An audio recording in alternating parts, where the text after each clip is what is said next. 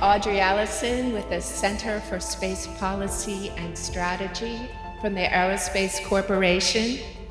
Now, I realize the title for this GNF session is a tad lofty and quite broad, but it's actually meant to be that way because in 2023, we have new leadership in our two main United Nations organizations that are leading us in outer space activities, namely the International Telecommunication Union, ITU, and we have the United Nations Office of Outer Space Affairs.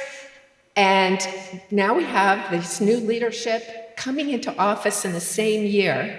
And it's an opportunity to address these issues that concern all of us. So our purpose at this GNF this afternoon is to launch a broader discussion of today's issues that we've been discussing at the session so far, and the opportunities ahead, in particular reference to our UN organizations. What can we do in these organizations to help perhaps find solutions to some of these intractable problems, or at least, start a path towards a solution. So we're very pleased to have with us today a great panel, including the brand new director, Ardi Halamaini of the United Nations Office of Outer Space Affairs. Next to her, from the ITU, we have Jorge Sicarossi, who is a senior engineer in the ITU's Radio Communication Bureau. Next to Jorge, we have Holger Krag, who is the head of Space Safety Program at the European Space Agency. And so we'll have a space agency perspective for our discussion. And from Amazon, we have Johan Bernard. He is head of EU Digital Connectivity Public Policy. And so it's great to get the private sector perspective as part of this conversation, and also to have the view from one of our soon-to-be major LEO commercial space operators. So welcome to all of you. We're really thrilled for you to join us today. So let's start with Ardi. And I appreciate you are brand new in your position. So this is rather a perspective, some of the questions we'll discuss today. But why don't you tell us a little bit about your initial plans and your priorities that you want to achieve as the director of UNUSA? Thank you, Audrey. Thanks for inviting me to participate in this panel. It's only my second IAC, and Audrey was the reason I went to the first one last year, and you're the reason again that I'm here. So I know everybody wants the answer to that question, but this is my third week in the job, so it may be a little premature. But especially with my background in industry, I know that there is a lot of hopes and aspirations pinned to my appointment here. And for now, I'm trying to understand different perspectives. That means engaging with member states, engaging with the international community, engaging with industry from a new perspective, not as my members, but now as stakeholders. And of course, engaging with space agencies as well. To see where they feel that UNUSA has done a good job so far, where they feel there could be areas for improvement, and understanding most of all, what are the priorities that member states want to see. With the feedback that I get, I'm going to put together a strategy. but it must be an informed strategy so that we are responding to the wishes of our stakeholders. But from what I've seen so far and what I saw of this organization and COPUS from the perspective of industry, I know that the first priority has to be ensuring the role, the relevance, and most importantly, the impact of USA and of COPUS, and that we show that through the work that is being done.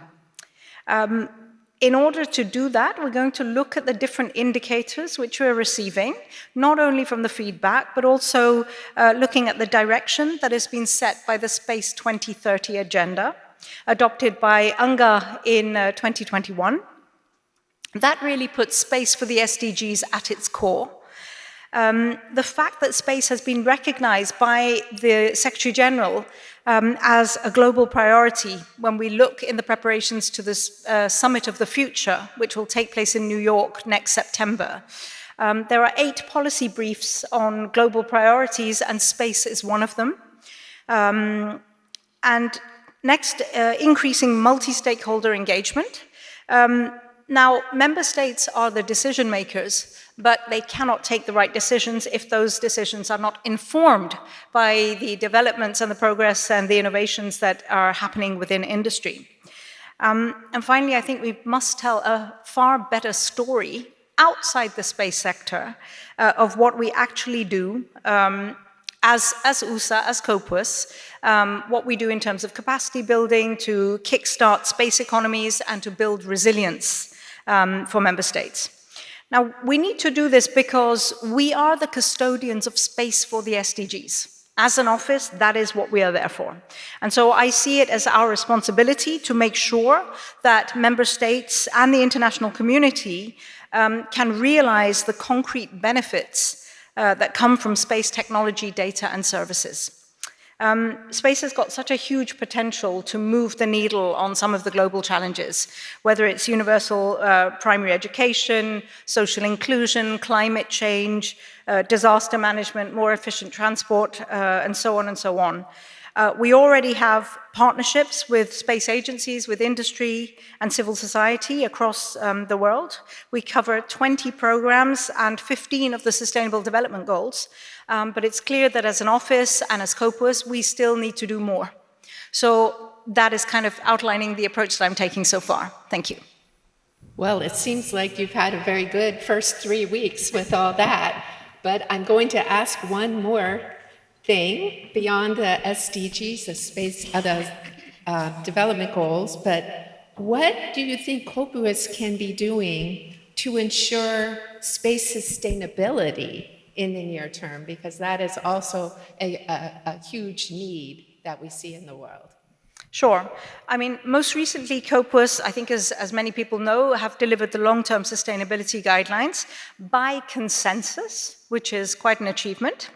And if you take a closer look at them, they cover so much of what we need to see happen in concrete terms in member states, and things which are not necessarily happening today. For example, not all operators are sharing their ephemerides data. When we know that the more data shared, the safer we can make space. Pre-launch conjunction assessments are not a capability that every member state have. So we need to find ways of making sure that these things happen. So there's plenty of work to be done for COPUS in terms of implementation. And COPUS's role in driving this process has been underscored by the Space Policy Brief. There are different activities underway to support this. COPUS has established a new 5-year working group on LTS, on the Long-Term Sustainability Guidelines, under the leadership of India. And they are focusing on implementation, capacity building, and possible new guidelines. Right now, member states are discussing active debris removal, mega constellations, cyber safety, and in-orbit servicing. So, you know, the major topics there. And I know it's slow, but COPUS continues to lead the international debate on space sustainability, and it is still the fastest mechanism, as as ironic as that may sound, that we have to arrive at a consensus outcome. We're supporting member states in acquiring the expertise to implement the guidelines at national level. This is an initiative which is driven by the UK, and we already held in 2023 3 dedicated workshops to go through the guidelines, explain them better to member states, respond to questions, and so on. We're also working hard to enhance the registration practices. I find it hard to believe, but not every member state realizes that they need to register their objects with the UN. So we see countries who may have launched based on a STEM initiative, a CubeSat or something, and by virtue of doing that, they actually become a launching state with certain obligations. But they have not realized that they have acquired this status that comes with certain obligations. In fact, only 88% of all the launches that have taken place have actually been registered with the UN. And registration is understanding who is who in space, and it's key to ensuring sustainability and to making sure that sustainability is really enshrined in the national licensing and authorization process. Well, thank you so much. I think we'll turn to Holger to get the ESA perspective and maybe to talk a little bit more about what ESA believes that can be accomplished using COPUOS or the ITU in addition to the work you do to build space sustainability practices. Thank you. Yeah, thanks for having me on the panel, and good afternoon. Indeed, space sustainability and space debris are an issue that ESA is following for a long time. And I could maybe start out with explaining a bit the situation that we are in today in space. So we have remainders of space missions and an accumulation of space objects where we're talking about 1 million objects that have a size of a cherry or more, traveling at orbital velocities, meaning 25,000 kilometers in an hour. And that means upon hitting any other space system in the environment, it would mean a total loss of that system. ESA is an operator. We fly 20 spacecraft, and we know what it means to fly in the environment of today. It means doing an avoidance maneuver roughly every 2 weeks. It's a reality for every space operator in these days. We also almost lost the space system because it was impacted by a piece of just 2 millimeters. And that already creates such a momentum that we were producing debris just by getting impacted and therefore producing fragments that are now in space, causing other missions to do avoidance maneuvers to avoid our own fragments. And now we are living in this very, very small, entangled environment. And ESA has set up, not only ESA, many agencies and also nations have agreed on what we call guidelines. And IEDC is a body, and of course the United Nations is a body of producing such mitigation guidelines, debris prevention guidelines. And they all boil down to very simple principles. One is prevent your spacecraft from breaking up by releasing residual fuel or other energy sources. And the other one is get your space system out of space when it's no longer used by doing a disposal maneuver. Now that's good, and it would even work if we would do it. But if you look at what we do in reality, and by we I mean really everybody, it's a global problem. There's nobody better or worse than the other. You find that a bit more than half of the spacecraft actually manage to do that. And that's not only because they are ignorant, it's also because it's difficult. We are speaking of technical systems that can fail at the end of a mission and not be able to do these kind of measures, disposal and passivation, even if they're designed for it.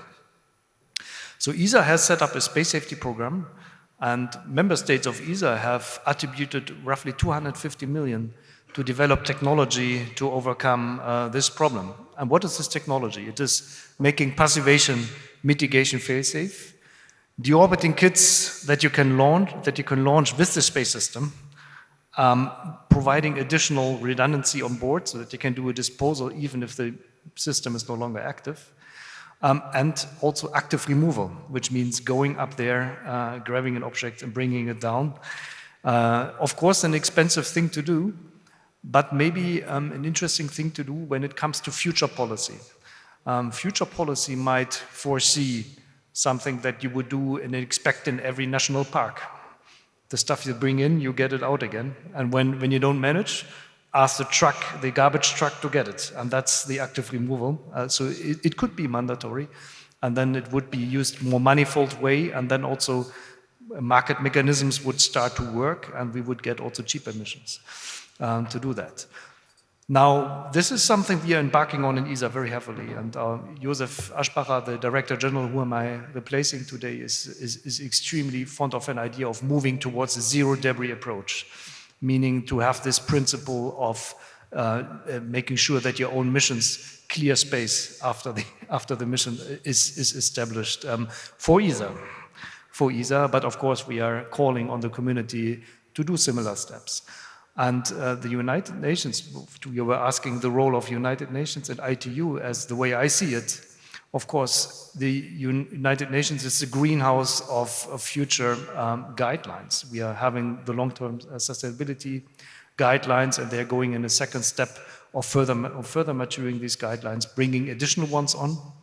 And I think we can stimulate this process from a technical agency, because when the technology is not there, you will not dare to move into further, more ambitious guidelines.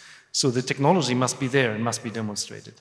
And the ITU can also play a very important role, because the ITU has all the mechanisms to coordinate the use of space when it comes to frequency. But space itself is also a limited resource. It's just not so apparent like the frequency spectrum is a limited resource. But we are working hard with the academic sector in Europe to make also the use of space measurable, to quantify how much space is used by a mission. And it's more than just the body dimensions, it's more. You need more space to fly a mission. You can agree technically with all agencies on a consensus for that. And when this is available, you have a tool to coordinate also the use of space. When there's an understanding how much, how big the capacity of space is, then you can apply exactly the same mechanisms as for frequency coordination, as a voluntary coordination effort. And I'm very confident that this would work, but we need to establish a mathematical concept for that first, and this is well on the way. I leave it there for the moment. Thank you very much, Heydar. Let's turn to Jorge. We were talking with Artie about the Sustainable Development Goals. The S is sustainable, I had to remember that. But one of the areas that's a high priority for our new Secretary General at the ITU, Doreen Bogdan-Martin, is connectivity. And she's very excited about the role of space in bridging this gap, this enduring gap of people who are not connected to the internet. We've made some progress over the past year, but it's still 2.6 billion people who are not connected. So, Jorge, I appreciate you coming to our panel today. What can you tell us about the ITU's role in this area, and what's next in this space? Thank you. Sure. Good afternoon to everyone. Well, I'm happy that you have mentioned the connectivity also in this panel, because many times people are just focused on, of course, very important and exciting topics like space exploration, but we are forgetting that the satellite communications is a large part of the space economy as well. And in order to have this connectivity, as you were saying, and in order to have this space economy, we also need this component of the spectrum. So if you're coming back quickly in history 60 years ago, in fact in 1963 we have the first conference in Geneva, which was dedicated to allocate frequency bands for space services. And since then, during these 60 years of space regulation, we have achieved what we have today. We have thousands of satellites orbiting, and not only the Earth, but also going to deep space. And well, that was thanks to our, let's say, the vision of our member states, which then, together with the satellite industry, could manage to coordinate the frequencies and use them today. But unfortunately, despite of all these efforts, as you said well, Audrey, there are still 2.6 billion of people in the Earth which are not connected. And Doreen Bogdan-Martin, our Secretary General at ITU, just before I was coming here, because well, she couldn't manage at the last moment, and she asked me to replace for this message where she was saying, well, let's try to see what we can do to go further and to connect all these people which are offline. And for that, of course, the terrestrial systems have done a great job.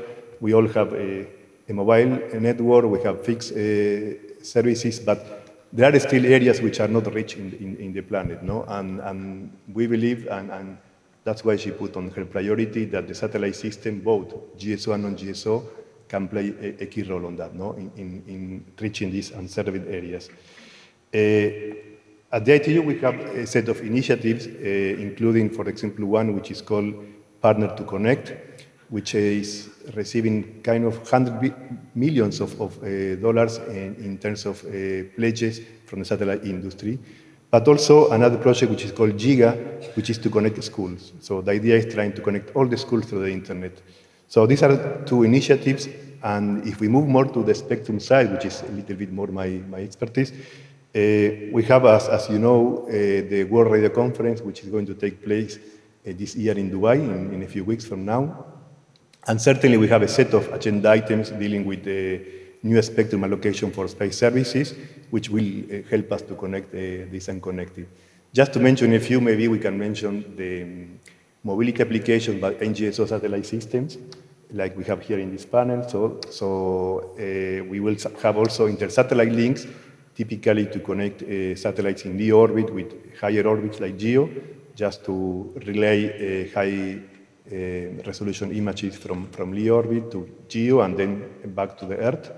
We will also have initiatives to call for new frequency bands for WRC-27, typically for IoT, Internet of Things, but also for a new emerging technology we are seeing, which is direct-to-device. Until now, direct-to-device was started to be implemented in a kind of trial version, and now there is more and more understanding that they really need some frequency bands, and this is really going to be studied during the next four-year cycle until WRC-27, and it's promising to be really also helpful technology to get this integration between satellite and terrestrial that we are all dreaming, right? So, and reaching these areas which are not properly served today. So this is more or less in a few minutes how we are trying to approach this. Well, thank you. Oops, is this on? Oops. Here we go. Thank you so much for that. Let's turn to Johan, who can probably provide a supplemental, a complementary response as on behalf of Amazon Kuiper. You're about to launch your first satellites in your LEO constellation. So tell us, from a commercial perspective, what do you see ahead? And in particular, this World Radio Conference, what is its importance to an operator such as yourself? Yeah, thank you, Audrey, for having me here today. I must say I'm very glad to be here also because of the title. You commented on the title of our panel, and the reason why I like it, it's because there is everything in there, right? There is what we are trying to do, and there is also, it also speaks to the ingredients that are needed to do it, right? And so, first, a few words about what we are trying to do. You know that Amazon strives to be the most customer-centric company in the world, and in terms of connectivity, connecting people, there is a lot still to be done, right? Jorge has said it, at global level, more than 2 billion people still unserved or underserved. But that's also true in my geography, Europe, where I belong. I saw last week the EU Commission published its first report on the digital decade. And what I could read in that report is that 27% of European households today still lack a good gigabit fixed connection. 1 out of 5 in dense cities still do not have access to 5G. So it's really everywhere. It's tens of millions of households in Europe, billions in the world, who are affected by the digital divide because of the lack of connectivity. So this is exactly what we're trying to do with Project Kuiper, to provide affordable broadband connectivity to unserved and underserved people. And we do that with a low Earth orbital satellite, which will have 3,200 satellites. So that's the intent, and that's what we want to do, starting from the people, from the customers. And so what do we need to get there? Well, I think essentially we need three things, right? We need innovation, we need a sustainable space, and we need spectrum and good regulations. So let me talk very briefly to these three pillars, as you state in the panel title.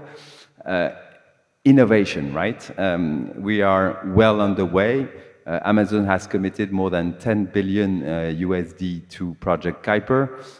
We are, you said it, preparing to launch our proto flight later this week, hopefully. So that's a great moment, but we are working with the entire industry. We have also committed, contracted with Arianespace, working with the European Space Agency on 18 launches with Ariane 6. So that's really not us only, but working with the entire industry. So that's investment and innovation. It's, we have obviously an influence on that. We can make it, and we're making it. The second one, however, is to have a safe space and to preserve a safe space for our operations. And here again, I want to acknowledge the work done by UN-USA on promoting the standards, and you have talked to it, on promoting the best practices across the industry globally, because this is a global issue.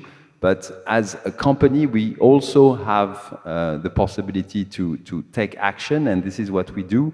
We do it at several levels. We do it at the level of the satellite design. We have made the important decision that all of our satellites will have autonomous propulsion, so that we can operate them at any stage of their lifetime. We have also designed the system in a way that is sustainable, with 3 layers at 590, 610, and 630 kilometers that are close to the Earth, and therefore easy for deorbiting, and that also clearly separated to avoid issues. And finally, we do that also in the course of our operations with communication sharing with other operators to avoid collisions, right? So we can work on at our level to make space safer, and that's what we do. And finally, the third ingredient that is needed is obviously spectrum. And here, obviously, it has been discussed a minute ago, there is progress to make. Why do we need spectrum and good regulations on spectrum? It's because the rules that are in place, the EPFD rules, have been determined 25 years ago, at a time when the technology was different, the spectrum management was also different, and so we have an opportunity to revisit those rules at a time when we realize that optimizing the spectrum can make a huge difference. I saw a study that was recently published that explains how it could make a difference in terms of welfare of several tens of billions of dollars to humanity, to all of these households that are underserved that I was mentioning before, right, across the globe. So we have to look at those rules and to see if they are still adapted to the context of today, with new players, new needs also from the population. And we have that opportunity. Obviously, there are a lot of aspects to be taken into account, which is why it has to be studied, and to study the possibility of adjusting those EPFD limits. We need to put an agenda item at the World Radio Conference next month, actually, in order to study that option in the perspective of the next one in 2027. So this is really what we look forward to doing, and we are happy to continue working with ITU and with all the institutions to get to those adaptations that are needed to provide good connectivity to the people. Thank you. Thank you so much. As we have such success and growth in the satellite industry, one of the consequences is having to share the spectrum in the orbits with more and more systems. So it's not just sustainability of space itself, but sustainability of the spectrum. How can we use the spectrum most effectively and efficiently with the most number of services, yet not have harmful interference? So that's what the World Radio Conference will be addressing. It's a tough issue. So I wanted to mention, we will endeavor to take a question or two from the audience if you have one. We've got this Slido app running, so feel free. But in the meantime, let's talk about, it's not just the commercial space people who need access to spectrum in addition to space resources in order to carry out their missions, but it's also, and more from a space agency perspective, it's all these cislunar activities we've been talking about in this very room these last few hours, deep space exploration. It all also needs dedicated and assured access to its telecommunications links as well. So I wanted to turn back to Jorge about what activity you have been seeing in the ITU to support these developments we've been hearing about here. Thank you. Yes, indeed. As you said, the innovation is not only happening in LEO, but from the space agencies as well. And in particular, now we are seeing in this Congress a lot of activities regarding the moon. So at the ITU or WRC forum, en realidad, regarding the moon, what we are seeing is that until now, there was, as you know, one actor mainly. Yes? And now we have seen that, well, not only China, also India just landed and in the south, near the south pole of the moon. So there is more than one actor, and all of them will need to use, obviously, radio frequencies for their activities. And this is being brought to the ITU as well, to the conference. Until now, they were using mainly what we call space operations and space research, deep space research operation services frequencies, which are kind of limited. But from now on, from the moment that they want to deploy rovers, plus the base station, plus satellites orbiting the moon, plus then back to Earth, there is a need for coordination, not only within one agency, but between several agencies. And this is what is going to be discussed as well in the next conference in Dubai, identifying some frequency bands for activities on the moon. I have seen some of these proposals, which start from 400 megahertz to 358 gigahertz, and also Ka band, no, to be used. So this is going to be studied also in the next 4-year cycle, and hopefully it has to be achieved for the benefit of all those member states that they want to make benefit of the moon.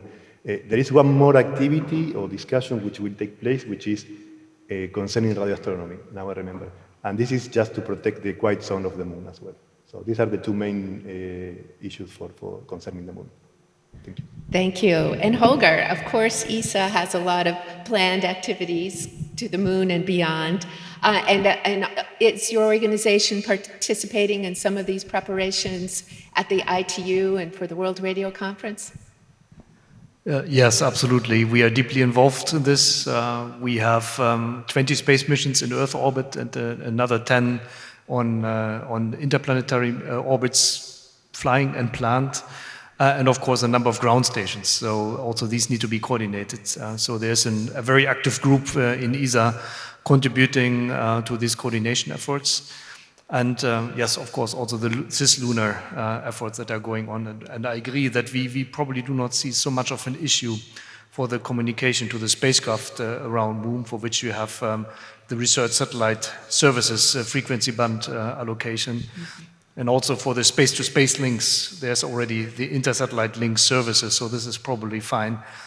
It gets interesting when we come to operations on the lunar surface and the communication that is to be used there. So where a lot of wireless applications are used, and that of course is heritage from terrestrial applications. And then there's an inclination to use similar frequency bands, and there of course care must be taken that we do not overlap. You said it with S-band communication, or with the Ka band, which we use, for example, for the communication to space weather satellites and the data download from weather satellites or from Lagrange point or interplanetary missions. So we are contributing to this, and we are watching it, and we are also contributing to a group that is called the Space Frequency Coordination Group, which is a platform.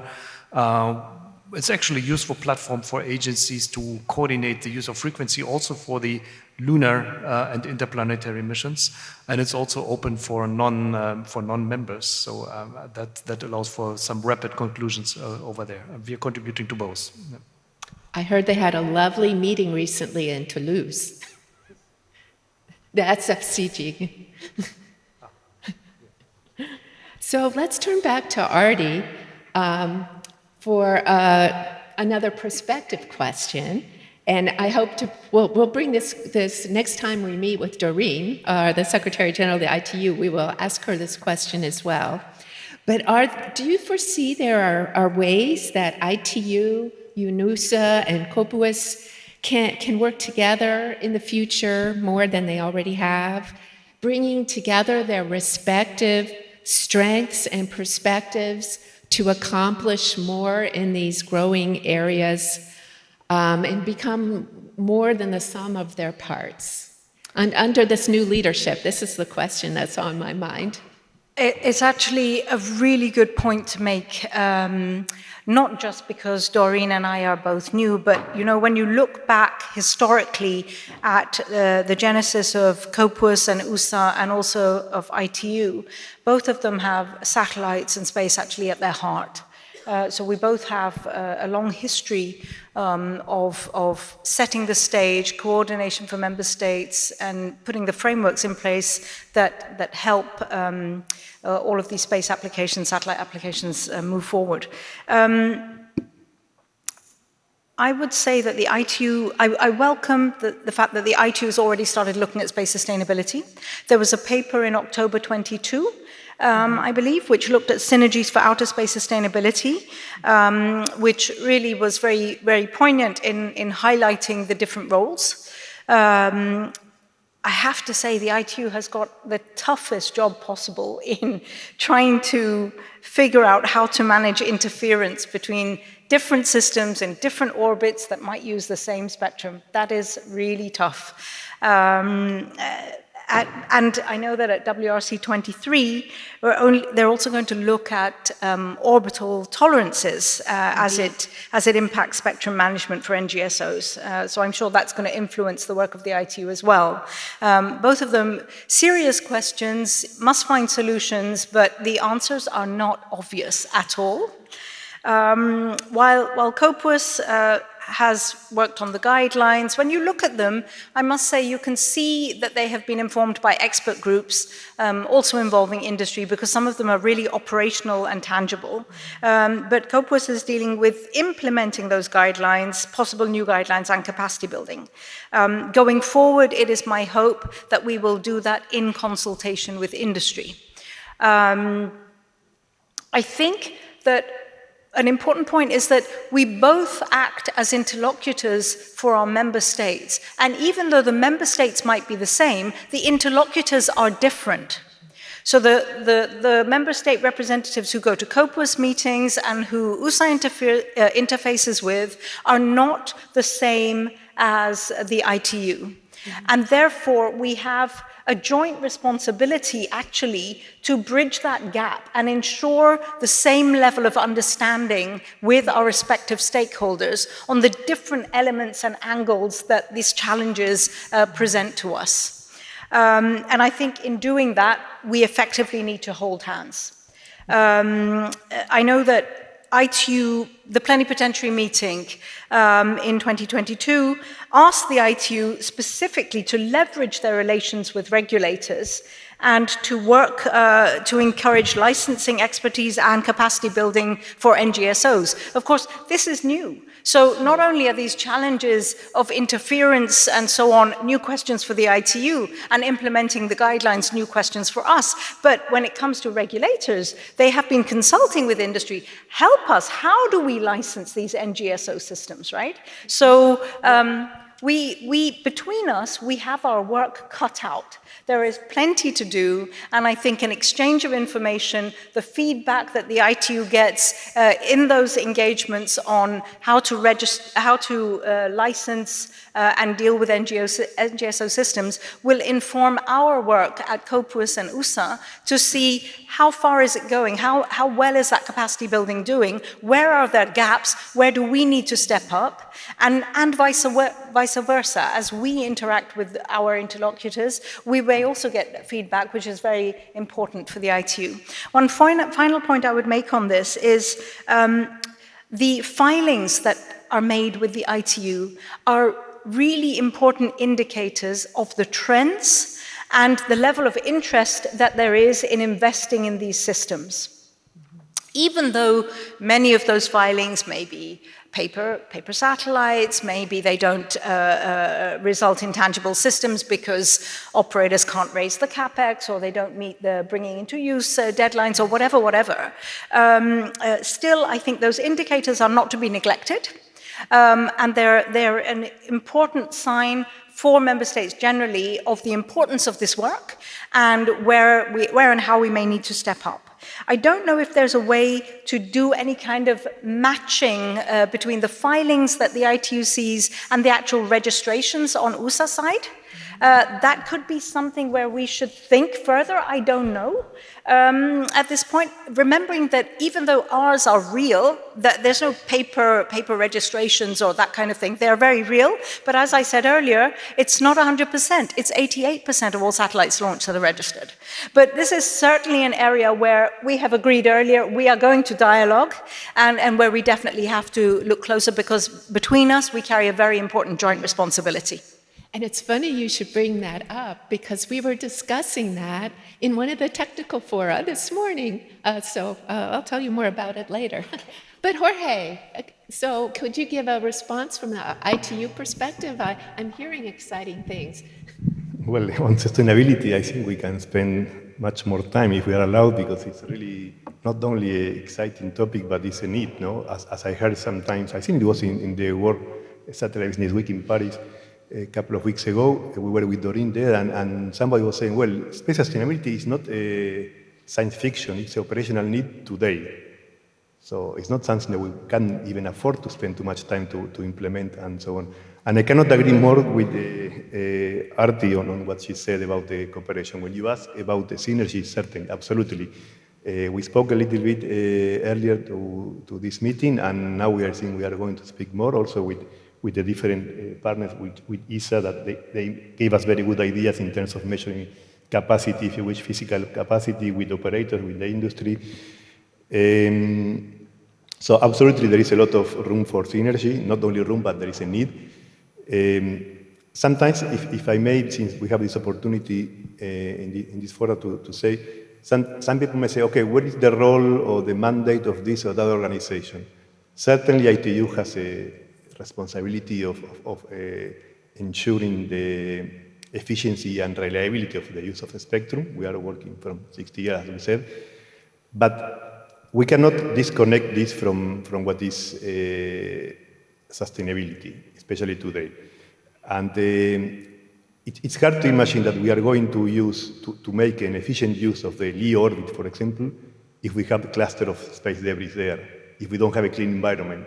So there is a strong connection between what we are doing already today to ensure the efficient use of the spectrum orbit, plus trying to see, and I will say later how, a clean environment, no? Otherwise it wouldn't be efficient.